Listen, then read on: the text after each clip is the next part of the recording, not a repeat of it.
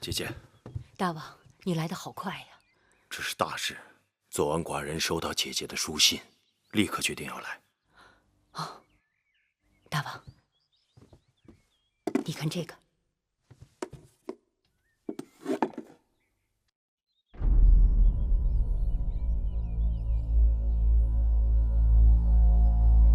这东西，你们是如何拿到的？是雍瑞花了重金从义渠人那里换回来的。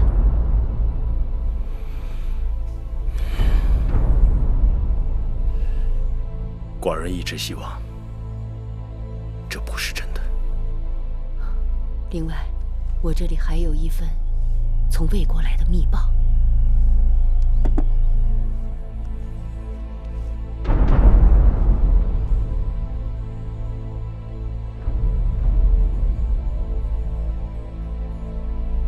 密报是否可靠？那报信人是当年我在魏国宫中的莫逆之交，绝无虚言。既然魏王用尽心机，一心要将大良造公孙衍收入囊中，寡人就不得不有所提防。来，大王，请上座。放开我！放开我！放开我！放开我！小冉，你不能进，姐姐，你不能进呐！姐姐，姐姐，救我！放他进来！小冉，姐姐，姐姐来了，不怕。永香莲为何恐我弟弟？奉魏夫人之命。魏夫人？魏夫人为何抓个孩子？你弟弟偷了公子壮的宝剑，按照秦律要砍去双手。那宝剑不是我偷的，是我捡的。更何况你芈月也是读过书的人，岂不知礼法有云？男女7岁不同席，即便如此，此处是后宫，除了大王和各宫公子之外，不可以有其他男子，除非处过宫刑。小冉捡了公子壮丢弃的宝剑，就算有错，也绝非偷盗。至于后宫无外男，小冉是我弟弟，如今也不过是个10多岁的孩子，何况此事我已经得到王后的允许。王后许可是私刑，我行的却是秦法宫规。后宫不容外男，若是偶然闯入，或可逐出了事；若是奉诏而入，也不可过夜。你这个弟弟在宫中居住已非一日，为避人口舌，只能宫刑。不准碰我弟弟！不准碰我弟弟！放开！姐姐救我！姐姐，不准碰我弟弟！你敢动我，死你全家！放开我！你动我！哟，气性还真大。可惜呀，景离孤身一人，吃饱了全家不饿。你找我来好了。别碰我！景离，别碰我！你我无冤无仇，何至于此？我奉命行事，只是魏夫人有话，一定要等你来了才能动手。现在啊，时辰正好。姐姐，姐姐救我！这样水嫩的小童，只要1刀的功夫，就成全他了。别碰我弟弟！放开他！我求你了！你要是不，我都答应你，不要碰我弟弟。我可什么都不要，只是魏夫人要什么，我就不清楚了。好，我懂了，我去找魏夫人。芈月是聪明人，早这么做，省了多少周折。姐姐，我好怕。小冉，别怕，姐姐一定想办法救你，别怕啊！等我，一定等我回来。姐姐一定要来救我！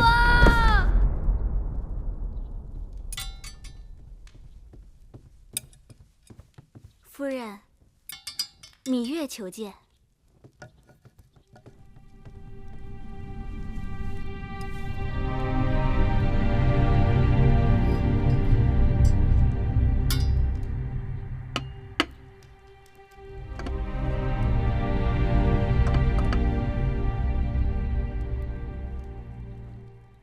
芈月来了。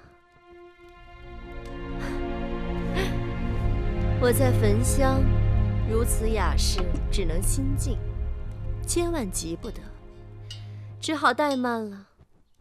心思恶臭的人，再焚香也无济于事。有人死到临头，还敢嘴硬啊？你要害我，就冲我来，不要害我弟弟。谁敢害你呀？你可是当今王后的妹妹。至于那个违反宫规的小童，大王委我主持后宫之重任，不好因为你是王后的妹妹，我就徇私舞弊，只好按照规矩办了，对吗？魏夫人用不着兜圈子，你说吧，究竟要如何，你才能放了我弟弟？妹妹这话可就说差了，我向来都是与人为善，成人之美的。我看你在王后身边日日委曲求全，也并未得到什么好处。妹妹如此启年月貌，若是只以幼女身份终老秦宫，实在是太可惜了。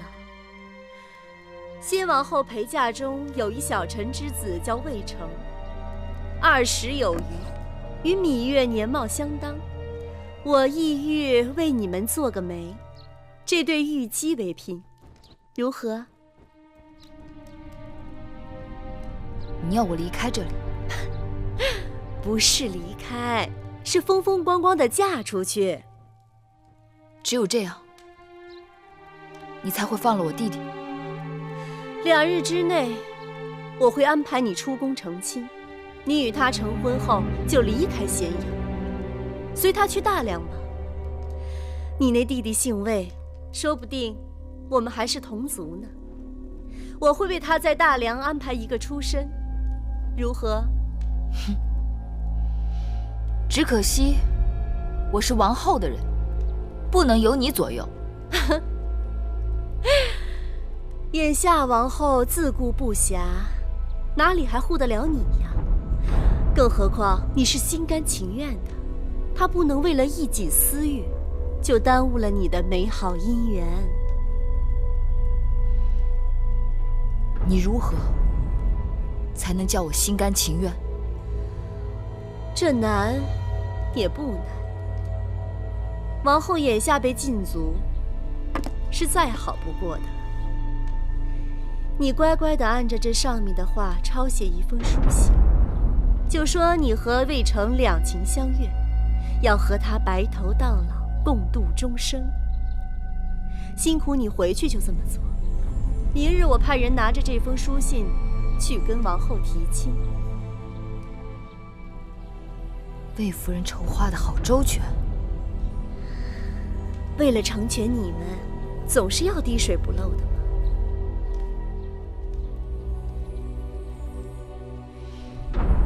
我要是不写呢？那可就是你的不对了。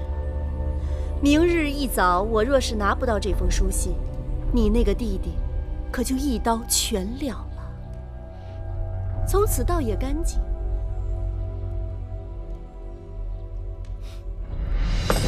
开门！开门！开门！快去禀报王后，说我有要事，必须马上见她。稍等。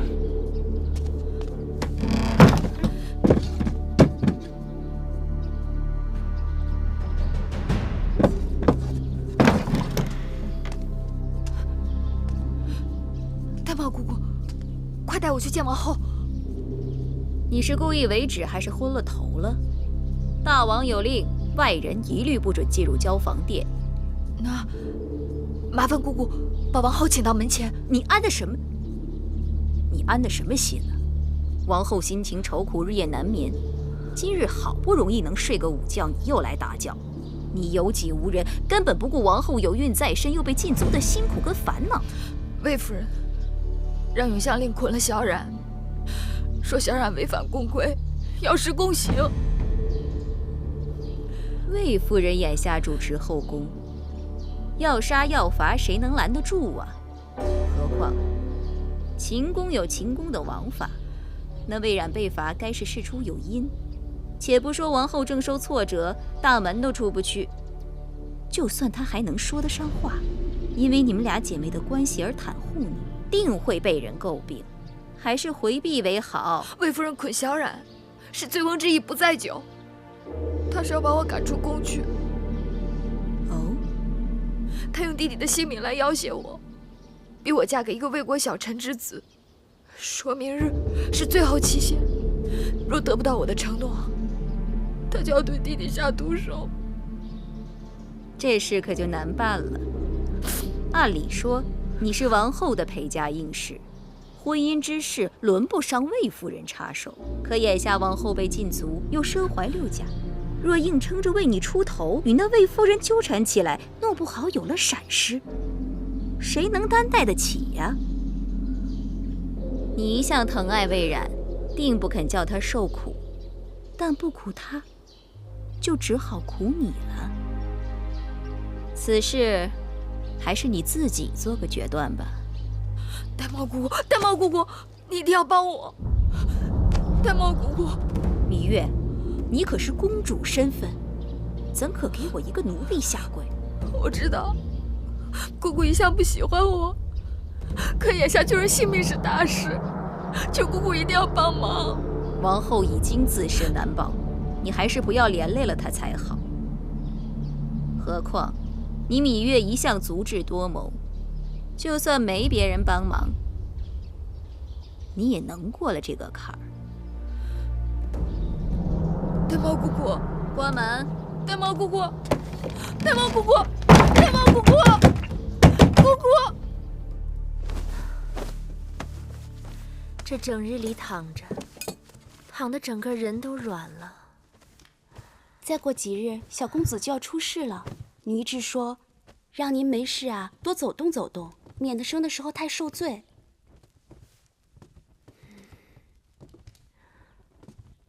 玳瑁姑姑呢？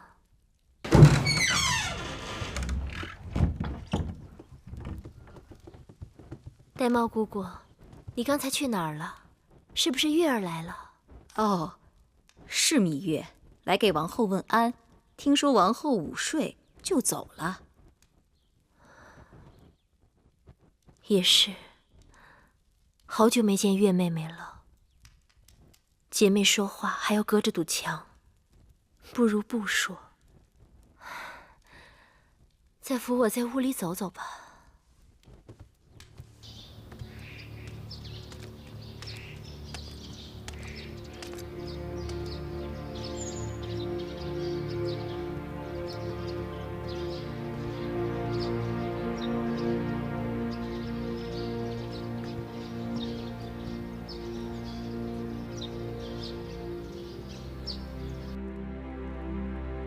芈月只是一个小小的陪嫁应妾，母亲竟然用这种手段将她逼出宫去。她虽然是一只小泥鳅，却总在这后宫掀起大风浪。王后欺辱母亲，也是倚仗于她。除了她，这后宫会敞亮许多。听说，王后已被禁足在交房殿，大权重回母亲手中。那芈月再想作怪，又能将母亲如何？君子以私患而预防之。既然她是祸水，当然不能留。论人品相貌，那芈月都是上等女子，可母亲竟然要将她许配给一个普通小厮。华儿，此事与你根本无关。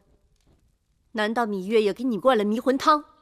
孩儿觉得明珠暗投，实在可惜。你莫非是疯了？竟然会有这心！她是王后身边的应妾，随时准备给你父王侍寝。若让你父王知道你有如此打算，心里会如何恼恨于你？太子之位，想都不要再想。可既然母亲要让她嫁给别人，为何不成全自己的孩儿？花儿，你可要想清楚，你是大王最看重的长子，日后是要继承王位的。若想成亲，也必须是和诸国的嫡公主联姻，助你成大业。那芈月应妾之身，毫无背景，她能帮你什么？母亲，不必再说了。由此看来，这个芈月就是个狐妹子，在宫中更不能留。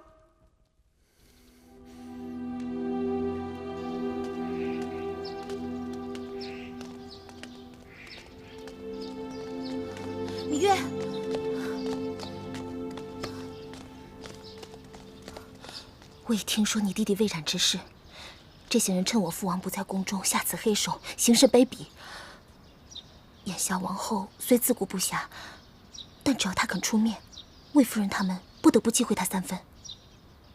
可眼下，我想见他一面都不行。这么说，连王后都不能庇护你了？魏夫人他们鬼祟伎俩，害小冉，就是为了害我。我豁出去了，大不了拿我的命去抵小冉的命罢了。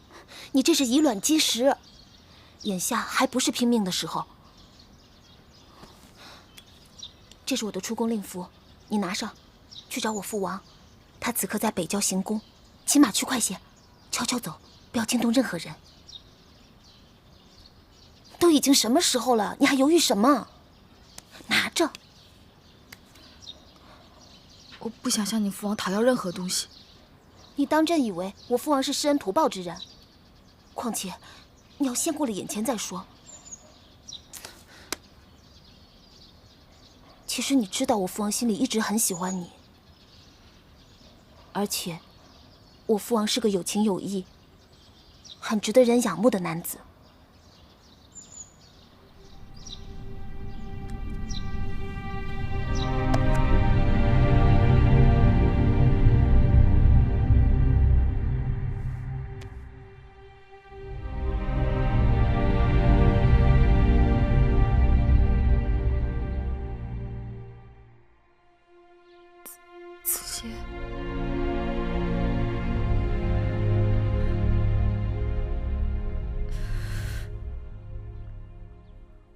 子歇，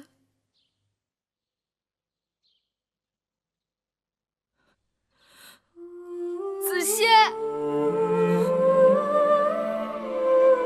你能听到我说话吗？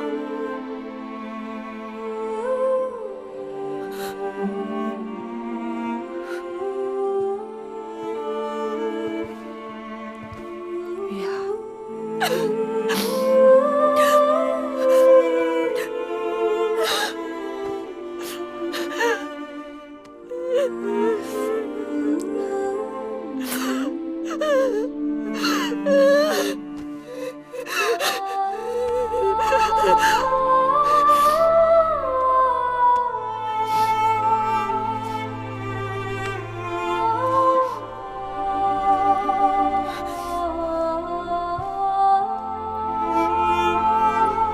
姐姐身受桎梏，小冉性命攸关，我要去救小冉，去救姐姐，子歇会等我的。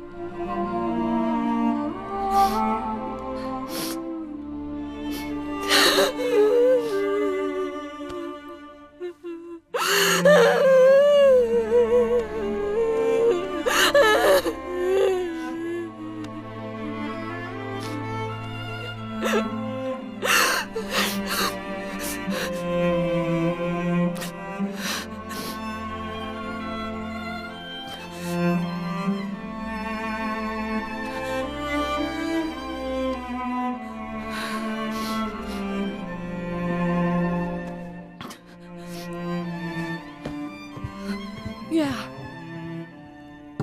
记得公孙衍刚到秦国的时候，还是我给大王引荐的他。那时候的公孙衍，青年才俊，意气风发。第一次与大王见面，他与大王仿佛是前世的缘分，促膝交谈了一夜。寡人因公孙衍攻占河西之地，和诱俘魏国主将公子昂的功劳，封他为秦国的大良造。这是一人之下，万人之上的殊荣。寡人真不信他会背弃大秦。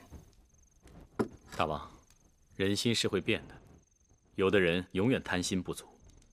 何况眼下张子与大良造水火不容，魏王又不停地差人给大良造送礼。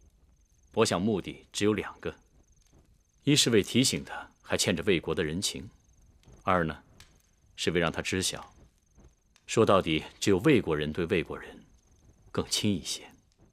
当下秦国权力3分，张仪与公孙衍相争，正好让公孙衍再生意念，公孙衍一向是心高气盛，魏王对公孙衍又是志在必得。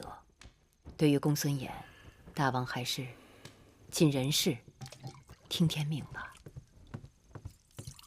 大王，穆坚来了。让他进来。是。大王，出了何事？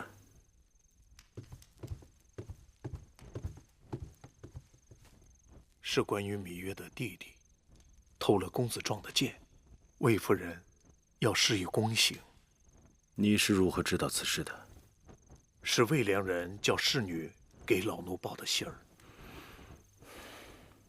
这个魏良人倒是个有心人。这个事说小也小，说大也大，老奴拿不定主意，所以才决定跑这一趟。一个小女子遇到这种事情，该是天塌了。大王要帮他，他要寡人帮他吗？这我就不知道了。是。来，喝酒。哎呀，后宫之事不胜其烦，大王到我这儿喝杯酒都不能踏实。当初长姐为我打理后宫的时候啊，寡人的耳根子清净多了。后宫女人多，是非也多，但大王过去好像对这些是是非非并不往心里去。后宫没变，大王却变了，是不是？大王又有心上之人了？长姐有雍大人常来陪伴，在北郊行宫过着神仙般的日子，还拿寡人来打趣。这么说，大王今晚住在我的宫里，难免孤单，让姐姐安排一个好女子给大王侍寝。无妨。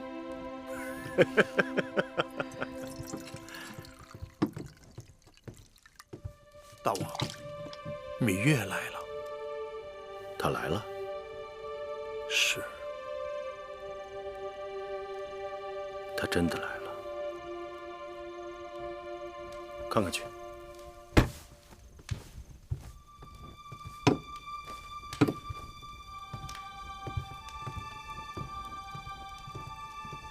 哪个芈月呀？是不是那个伶牙俐齿的小丫头？是。这么说，今夜不用我安排，大王也有侍寝的人了。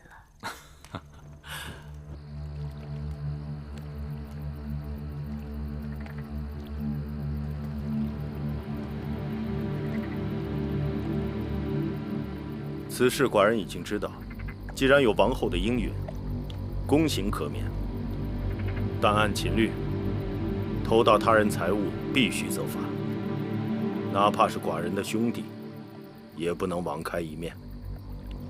眼下魏夫人执掌后宫，行事虽有些急躁，但并无大错。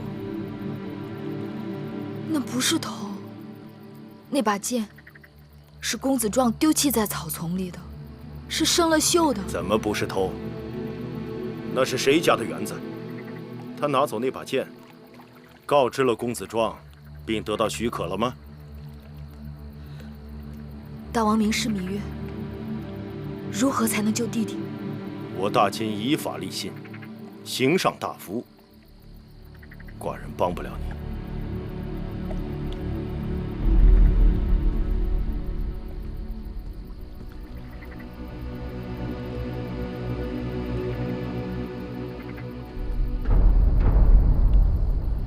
芈月，你还是回去吧。大王的心情你不是不知道，就是你在这儿跪上一晚上，也不会有结果的。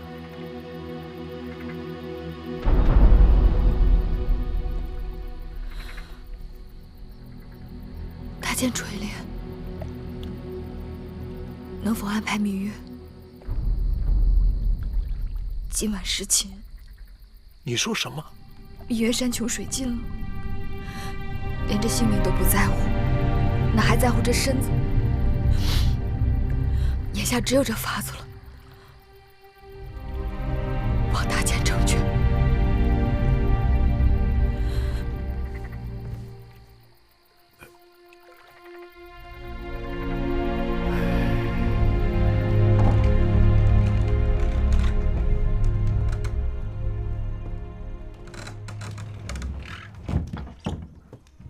寡人宽衣。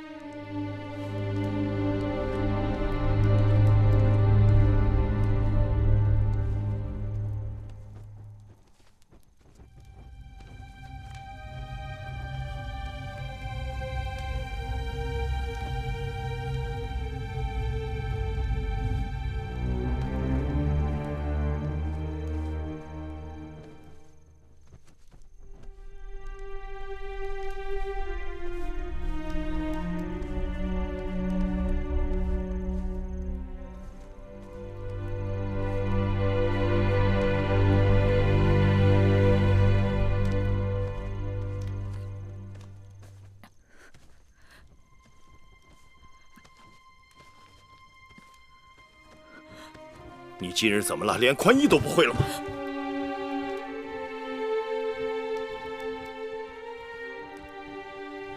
怎么会是你？你以为如此就能救你弟弟吗？明月是心甘情愿。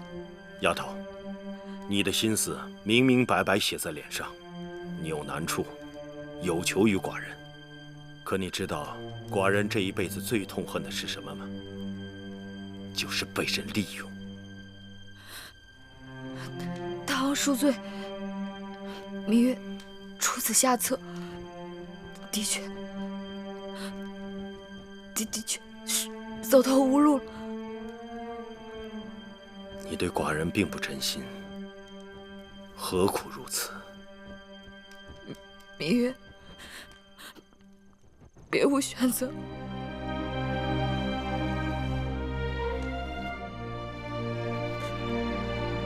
起来吧，寡人从不强人所难。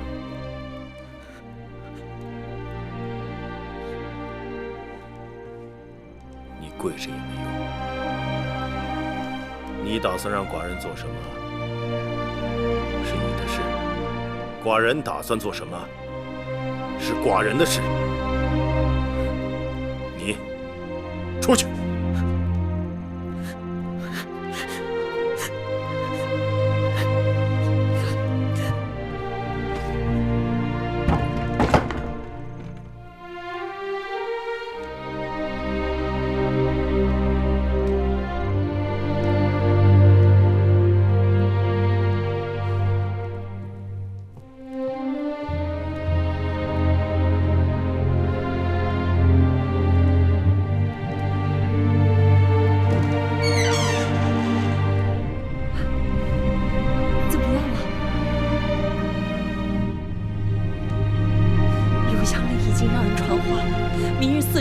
他们就要对小冉动手了。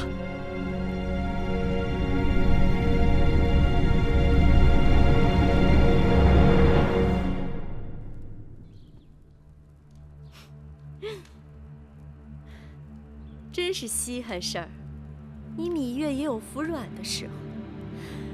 听说你昨日从我这儿走后，去求过王后，却吃了闭门羹。我倒也是好奇，这王后一向是把你当成救命稻草一般，这次怎么就轻易放手了？怕是自顾不暇，只好把你当成弃子了。其实王后也应该心存谢意，我给你安排的去处，并不算差。多说无益。这是你要我写的那封信。一手交人，一手交信。刚才我还在担心，杀只鸡临死前还得正正翅膀呢，你可是惯于作怪。把你写的拿过来，让我细细看看，免得你在里面再耍什么把戏。见不到小冉，你休想拿到这封信。你若不给我这封书信，你那弟弟可就性命不保了。夫人，夫人，那小童他……你来的正好，把那小童给我带到这里来。不是啊，怒见方才领人去了隐宫，把那小野种给带走了。什么？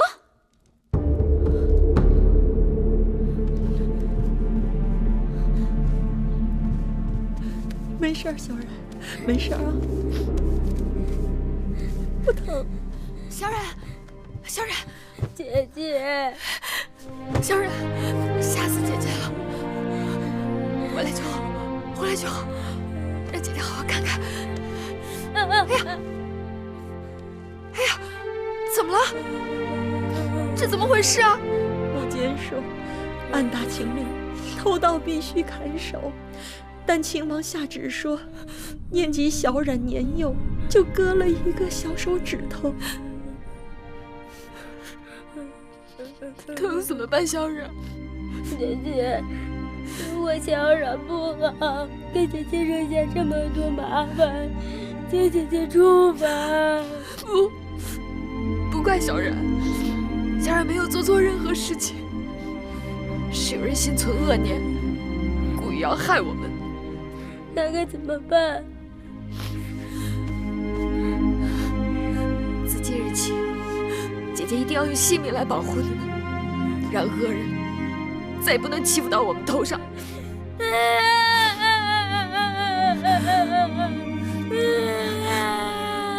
不哭，小冉。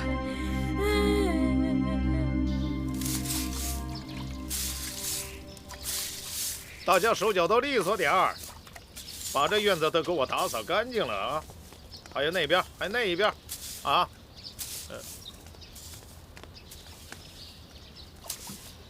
大监请留步。哎呦，是魏夫人。想来大监不会不知，大王已经命我主持打理后宫事务。今日我本想依照宫规处罚一小童，大监为何出手干预？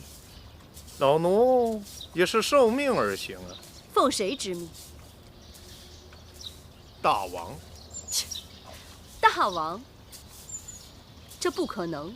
夫人是怀疑老奴在假传大王旨意。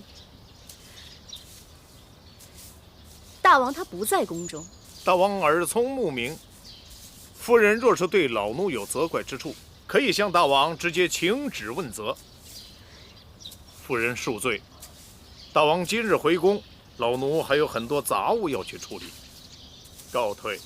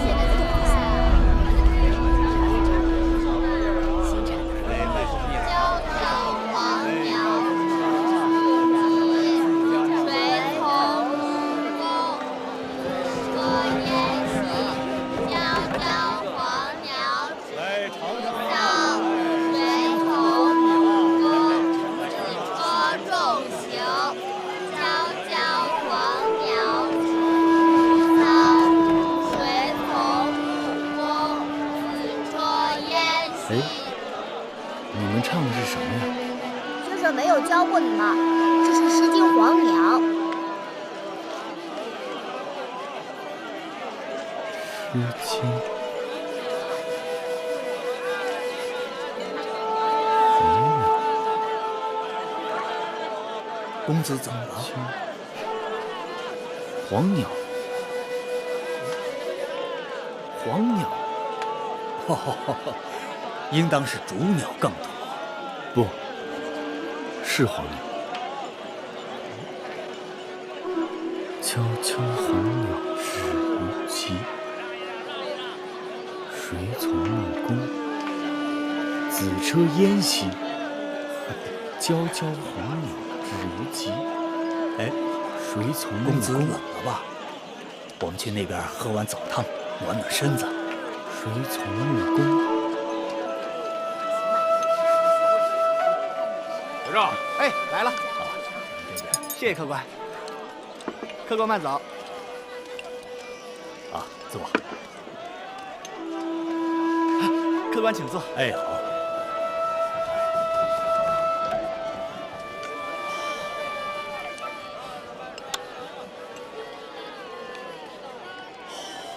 客官慢用。这枣树高大甚好，是谁家的呀？啊，这个是小的姨丈家里的。姨丈家这棵枣树啊，在附近邻里都是最大的。哦，结出的枣啊，在城里也是最甜的。我这小摊啊，就靠着树上的枣撑着呢。我方才从东面过来，看到那里摩肩接踵，车马喧嚣，那是什么地方啊？那个是齐国的皇家驿馆，定是来了什么贵客，在那儿落脚的。哦，小二结账。哎，来了。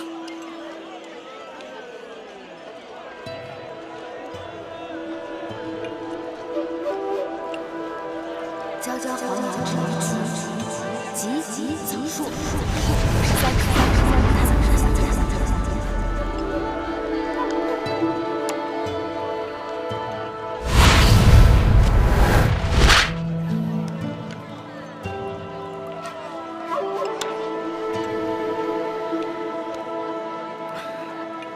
公子怎么了？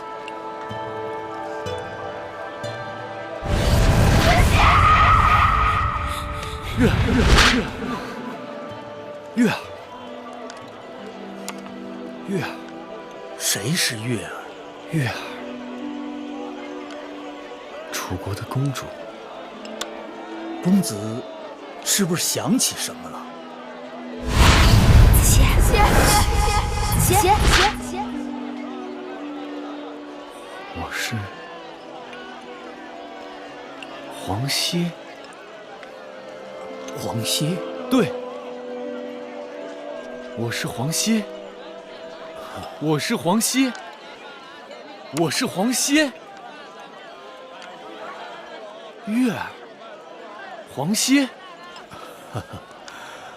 黄歇。月儿，想起来了。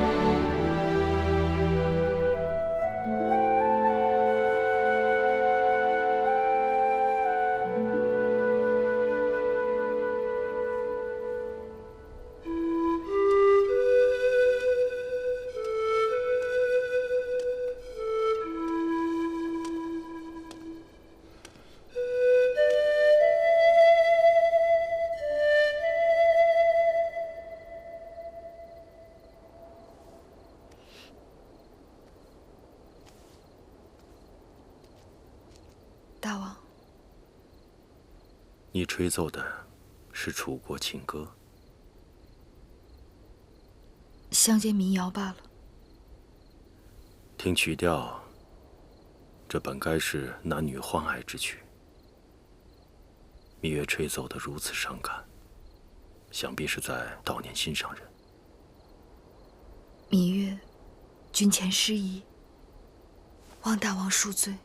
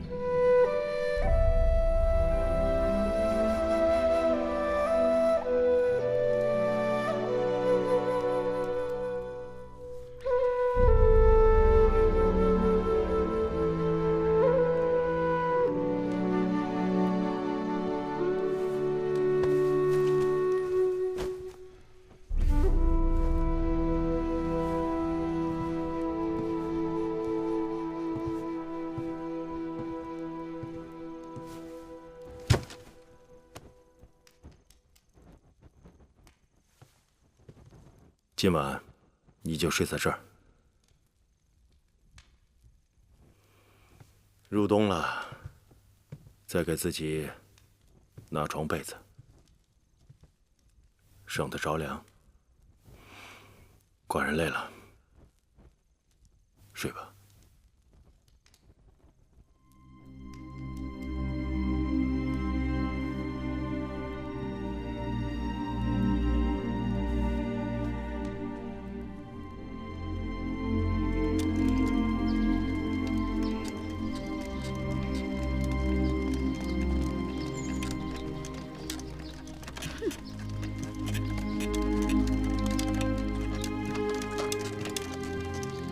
有什么了不起的？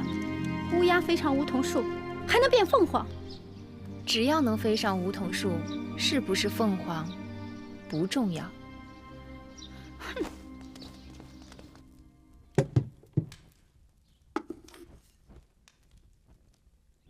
怎么又是肉糜面汤啊？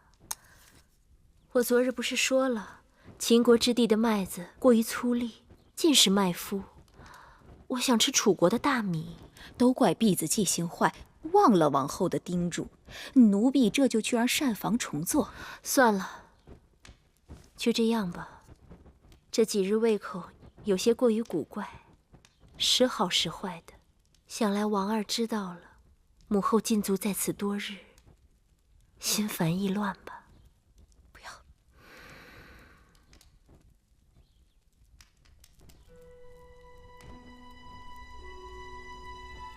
玳瑁姑姑，啊，汤勺。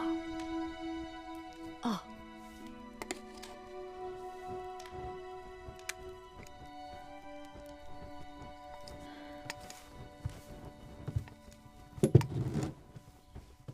你们几个今日怎么了？个个像丢了魂似的。珍珠，说。说。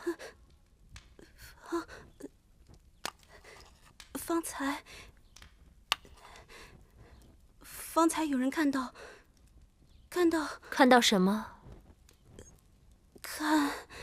看到芈月乘着大王的辇轿从成明殿回来。大王的辇轿？是。妹妹即使去了成明殿，怎会坐大王的辇轿回来？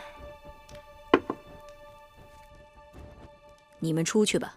是。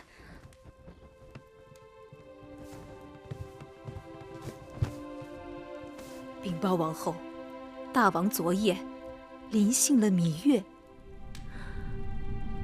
你说什么？大王昨夜临幸了芈月。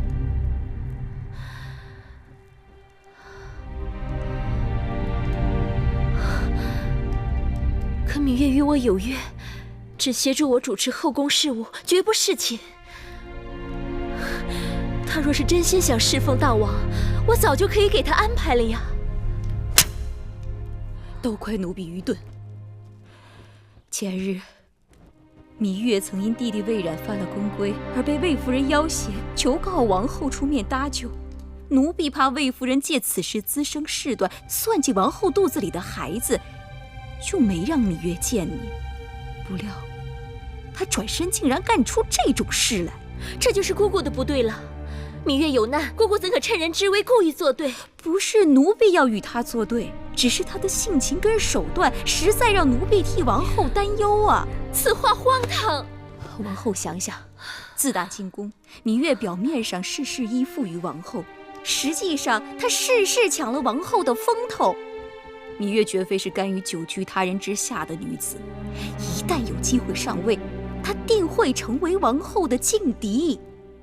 因此，奴婢本想借水推舟，把芈月赶出寝宫，没成想这一推，竟将她推到大王的睡榻上去了。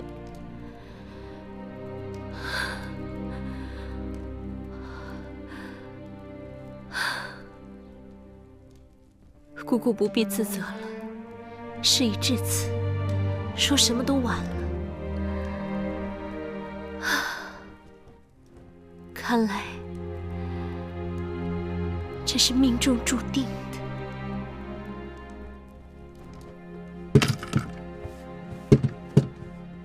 这些东西是大王让我们送过来的。大王说，芈月平日衣着过于简朴，让芈月拿来装扮点事的。谢大王恩赐。行了，这宫里头还有别的事，我就不在你们这儿讨茶喝了。你们忙你们的，小的告退了。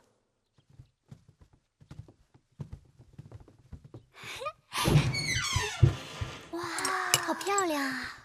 太漂亮了。是啊，你看，真好看。女人刚回来，大王赐的东西就跟过来了，可见大王对你的确用心。这金钗上的珍珠这么大，多好看呀！哎，你看这个玉镯，哎，还有这个耳环。你们先把东西拿下去吧。是。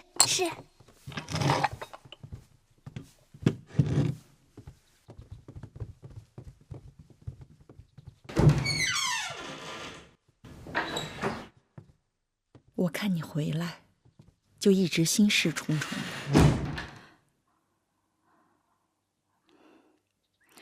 魁姑，别说了，无论你做什么，都是万不得已，是为了小冉和王后。姑姑，我要是告诉你，我们什么都没做。没做什么？没做你想的那些。我知道，眼下整个后宫都在说长道短。我坐着辇轿回来的时候，更是想，这比挂着一面帅旗还要招摇。但我要是告诉你，我在大王的房中待了一夜，大王并没有临幸我，你信吗？是啊，没有人会相信。那是为什么？大王的心思很难猜到，但眼下我最担心的是王后。我怕姐姐会不会因此而多心。没想到把他逼狠了，竟然想出这样的招数。这下好了，大王为了给他出气，把永香令也给换了。哼，又做撵教，又是赏东西的。姐姐，没想到我们费了那么多周折，竟然为芈月做了嫁衣，真是气死我了。过去啊，我们姐妹还真是小看了她，以后对这个丫头切不可掉以轻心，免得再被她钻了空子。亏得王后还被禁足，就算芈月想对我们如何，也是心有余而力不足。怕就怕她有一日羽翼丰满，既有王后的庇护，又有大王的恩宠，到那个时候，她就会成为我们最棘手的强敌了。姐姐，那芈月得了势，她会不会又重提那符节的事儿啊？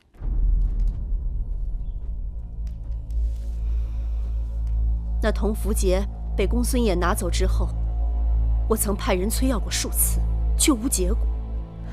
这可是悬在咱们头上的一把刀啊！看来一定要想办法，尽早把这符节讨要回来。嗯。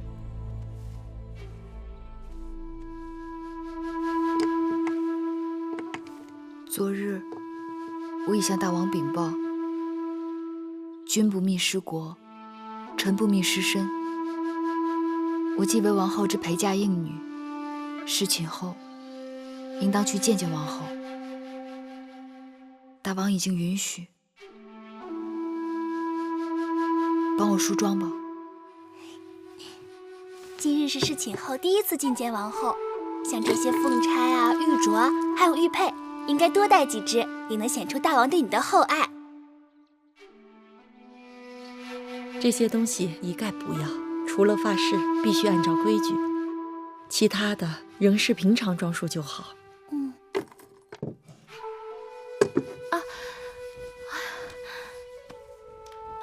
王后有何不适？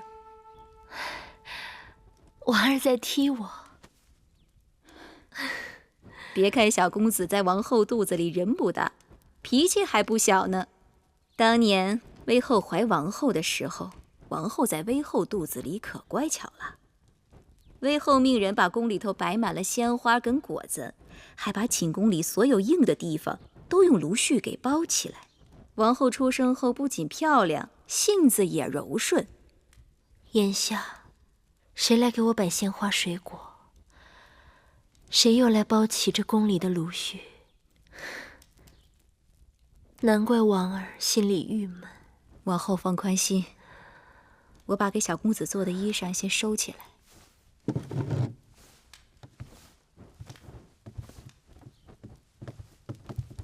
王后，芈月来了。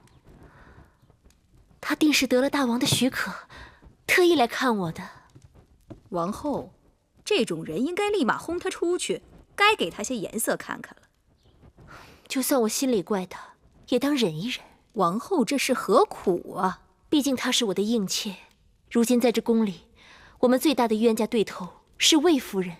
大王心宠芈月，只有她能够跟魏夫人抗衡。难道你要我把她推到魏夫人那儿去吗？宣她进来。是。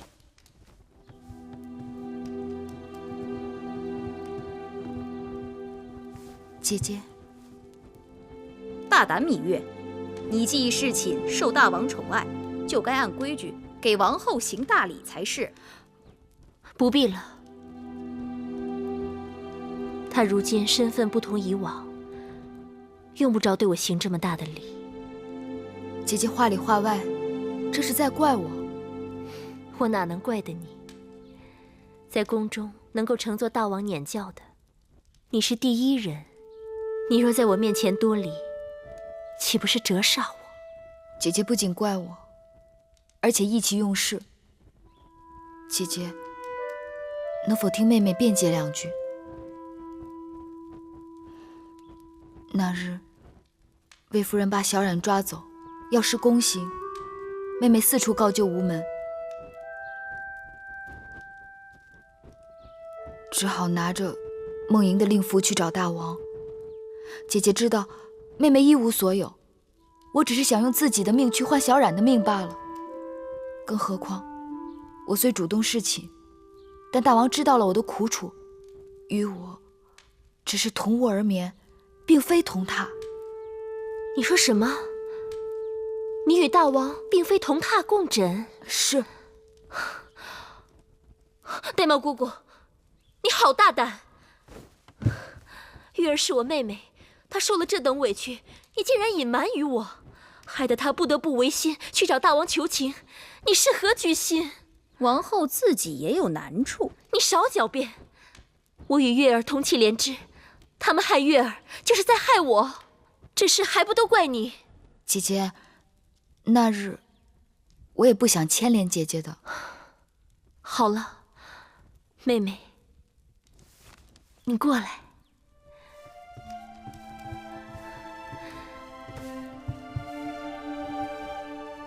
祸兮福兮。其实，当我得知大王临幸你，姐姐心里还是替你欢喜的。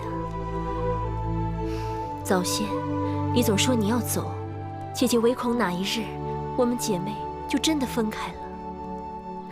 现在可好了，你可以安安心心的留在宫中，我们姐妹从此长相厮守，互相帮衬。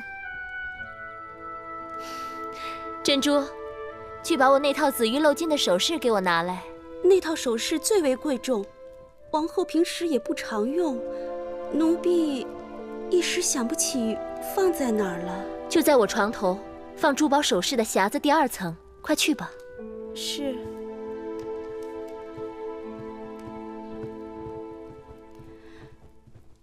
姐姐就要临产了，心境需开朗些，切不要为难了自己和腹中的孩儿。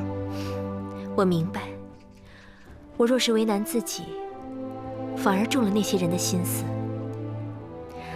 好在女医治和太医常来给我调理把脉，天天药膳吃着，这身子还算无妨。大王近日政务繁忙，但大王昨日还提到了姐姐腹中的嫡子，想来大王心中是挂念姐姐的。姐姐想起那日的事，肠子都悔青了，还望妹妹在大王面前替姐姐言语几句。那是当然，多谢妹妹。拿过来。无论怎么说，妹妹也算是侍寝了，我理当送你一套妆奁，给你贺喜。这套首饰是姐姐最心爱的，你收好，就当姐姐的一点心意。这只怕不妥，这套首饰太过珍贵，妹妹承受不起。再妥当不过了。只要妹妹与姐姐一条心，姐姐愿意倾其所有。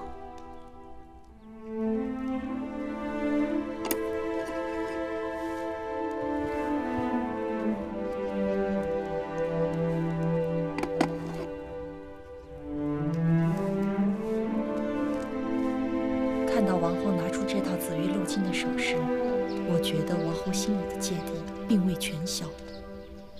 姑姑大约多心了。王后本是心地纯良之人，我已将实情一一相告，该是没事了。话是这么说，可从小到大，她都在高处，你在低处，她早已习惯了俯视咱们，怎能甘心养成鼻息？你今日衣着故意这般收敛，我就知道你有意回避。真希望王后能明白你的苦心。姐姐临盆在即，能让姐姐真正开心的是解除对她的禁足令。我猜测，大王对姐姐的怨怒也已经消了大半，只是需要个合适的机会，让她重新看重姐姐。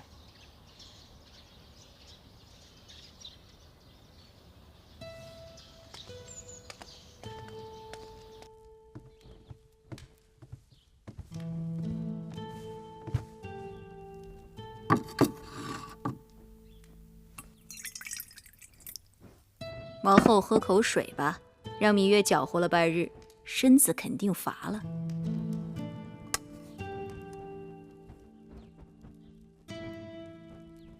眼下也就只有芈月能帮着我了。盼着大王对他能有几日新鲜劲儿。大王并未临幸的。是啊，这说明芈月并未入大王的眼。姑姑没有明白，我虽怀着大王的孩儿，但大王对芈月却是更用心。大王知道芈月的心思，竟没有勉强她。女人能让男人珍惜到这一步，那男人还不被那女人攥在手里。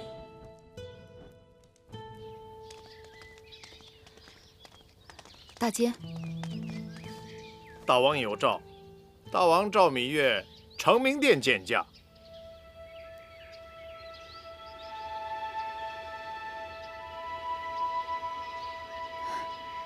请容我梳妆。好。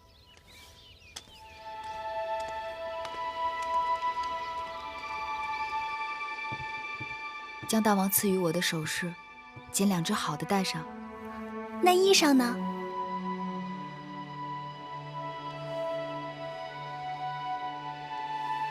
就要那件鹅黄色的吧。姑姑，你说呢？好，不过于艳丽，也不落于平俗。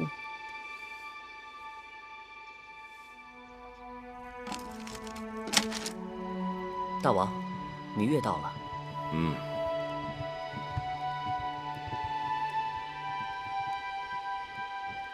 拜见大王。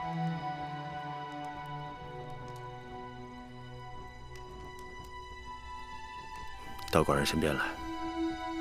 是。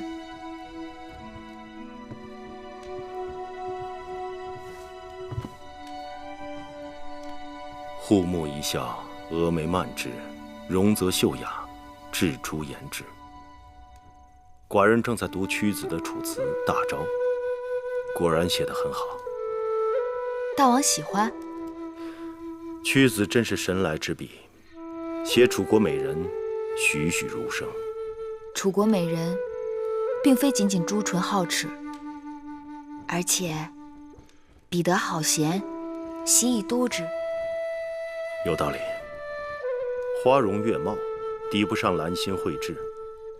过去只知道屈子恨寡人入骨，巴不得烹而食之。但寡人读过他的笔墨，发现的确是个人才。既然不得楚王重用，不如来我秦国大展宏图。大王读过菊颂了吗？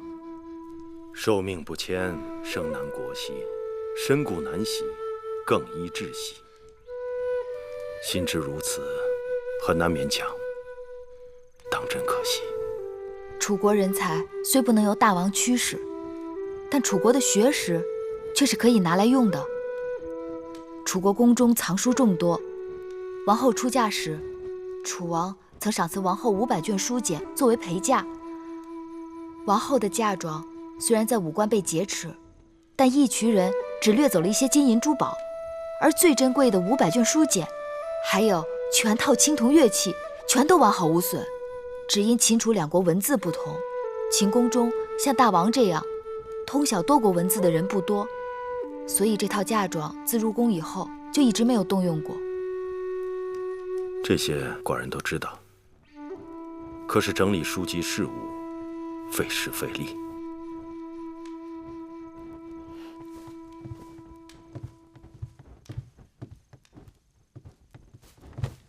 王后请求大王准许芈月带着懂得秦楚2国文字的人来整理书卷，重训乐人，让楚国的学识在秦国不至于明珠蒙尘。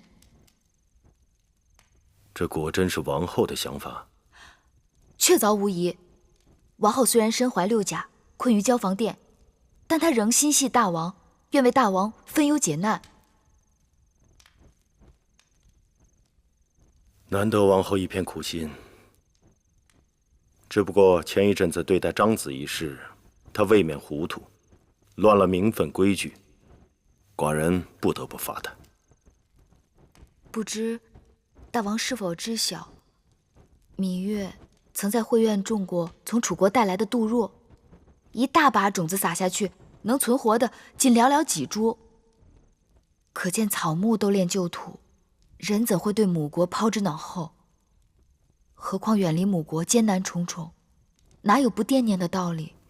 王后为人宅心忠厚，自来到秦国，事事以大王和秦国为重，但根未扎牢，有时难免心系旧土，关心则乱。但等到来年，那杜若根扎牢了，秦国是他的基业，大王是他的靠山，他对旧土之念也就会渐渐淡了。人非草木，孰能无情？此话有理。寡人对王后也许是过于苛责了。明日下朝，寡人去交房殿看看她。天气越来越冷，寡人刚好让人做了几件上好的貂毛皮衣给王后护身子。多谢大王。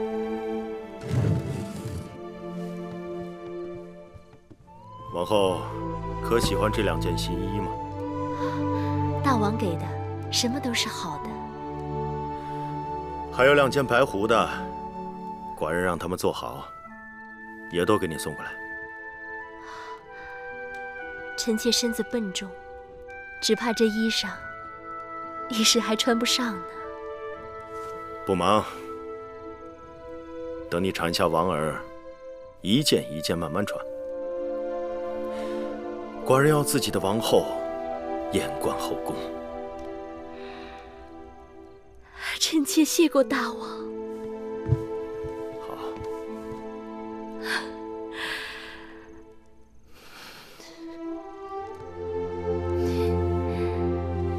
王儿，不要再提我了。你父王过来看过你了。妹妹来了。姐姐，前几日葵姑做了姜蜜，妹妹尝了觉得好，所以今日特意给姐姐送来。太好了。今晚大王要来交房殿用膳，我还特意跟珍珠说，让她把秋日里我在园子里采摘腌制的桂花拿出来，给大王做桂花莲子粥。有了你的姜蜜，怕是要把我的桂花莲子粥给比下去了。姐姐何不今日给大王做莲子粥，明日再让大王尝姜蜜，引得大王日日惦记交房殿，由不得他不来。哪能等到明日啊？好久没有吃过楚国的姜蜜，都馋死姐姐了。你还记得吗？母后也喜欢姜蜜的，特别是秋日的菊花姜蜜，总是让膳房做很多，分给各宫的公子公主们。王后何必提及此事啊？她是不会记得的。姐姐大约忘了，在楚国这种事，从来都与我无缘。先生，魏夫人那边又派人催要符节了，说是再见不到符节，她就不得不亲自上门了。这个义渠王简直是蛮横无比，他竟然狮子大开口，问我讨要500车粮草来换取符节。500车粮草，这得多大动静啊！所以我一直没有答应他。这样，你马上再去找一次义渠王，你转告他，就说我情愿拿珠宝钱财来折换成他想要的粮草，让他即刻把符节给我还回来。是。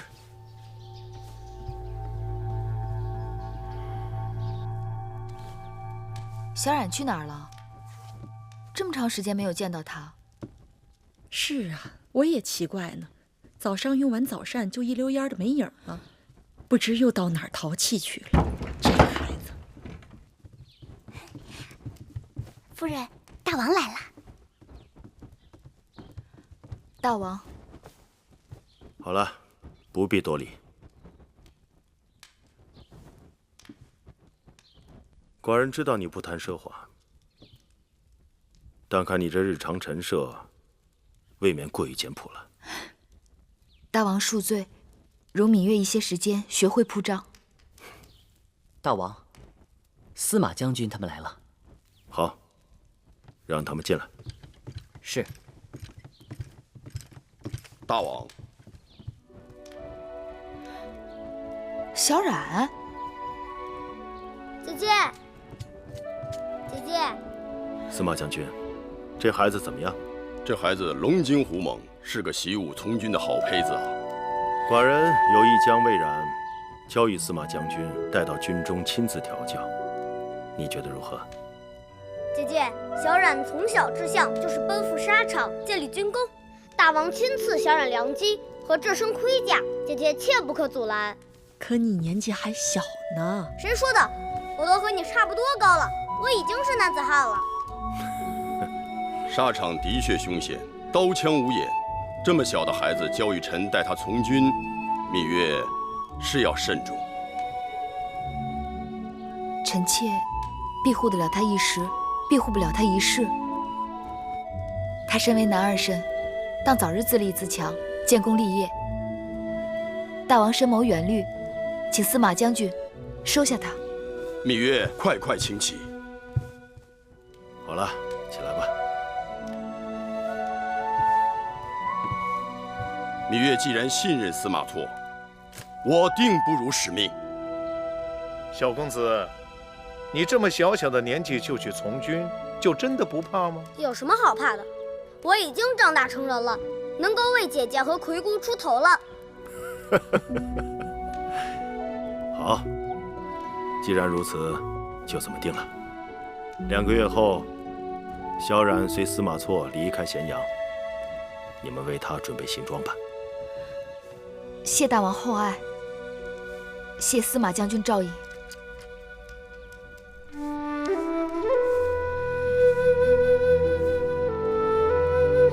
都是马字，这是赵国的马，魏国的马，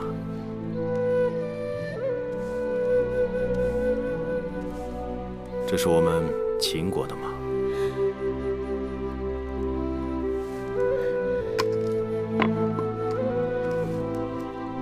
真的，果然每个国家的马字都不一样。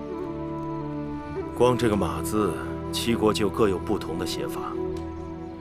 想要征服列国，征土地容易，征服人心，却因为文字、货币、度量衡的种种障碍，难。也未必。大王看，韩、赵、魏是不同国家，可他们的文字却很相似。韩、赵、魏原来同属3晋，自然共用晋国文字。后来3家分晋，他们有意把文字做出种种区分，所以这3国文字虽然相似，却也不同。西周之后，诸侯分裂割据，攻城略地，自建障碍，造成了交通、文字、货币、度量衡的不同，为难了别人，也为难了自己。那年，王后嫁入秦国，半路病倒，我在药铺好不容易找到一个认识楚国文字的人，却因为度量衡不一致，他不肯卖药给我。他也两难，不卖给你是误事，卖给你可能就是害命。不要说国与国之间，寡人这些年来，在秦国的属地，统一文字、统一度量衡，都一直进行得很艰辛。听说那些被楚国并吞的小国，刚开始也都是文字语言不同，并入楚国之后，却被迫使用同一种文字。刚开始人们也很抗拒，后来渐渐习惯，竟也觉出种种好处。所以，只要统一了疆土，再想统一文字、统一度量衡，也不过是岁月光阴的事情。习俗一致了，人心自然顺服。这是寡人的志向。芈月，你可愿意陪寡人完成这个抱负？我愿意。好。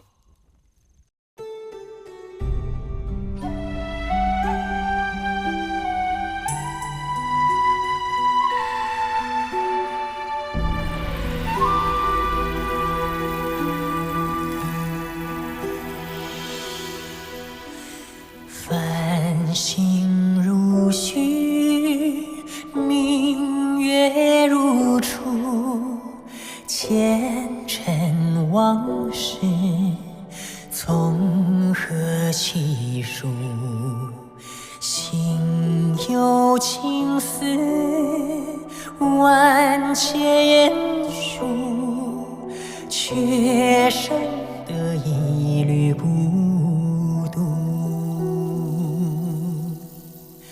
春花开谢，秋草又枯，盛衰荣辱，如何细数？